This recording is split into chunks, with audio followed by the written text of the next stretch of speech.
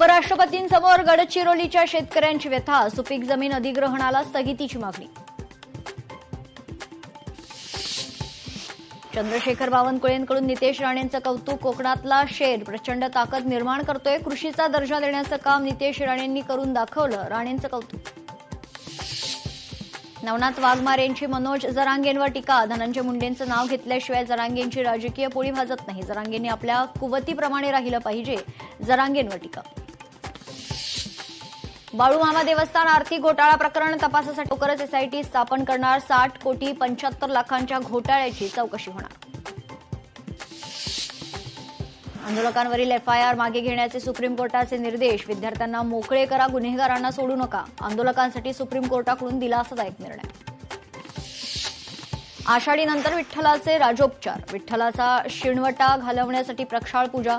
गरम पाण्यासह पांडुरंगाला पंचामृताचा अभिषेक. कोयना धरण क्षेत्रात पावसाचा जोर कायम. छत्रपती शिवाजी महाराज जलसागरामध्ये मुबलक पाणीसाठा. पिण्याचे पाणी, वीज निर्मितीचा प्रश्न निकाली.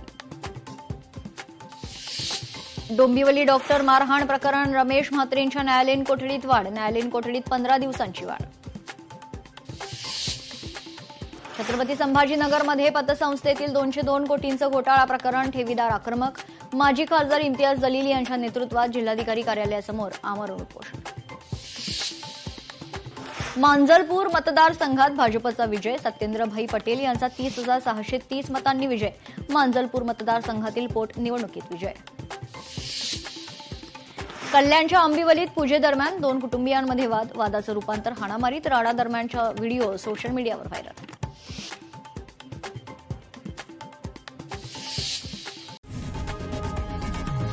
लोकशाही मराठी ऐका, पहा, जागरूक रहा.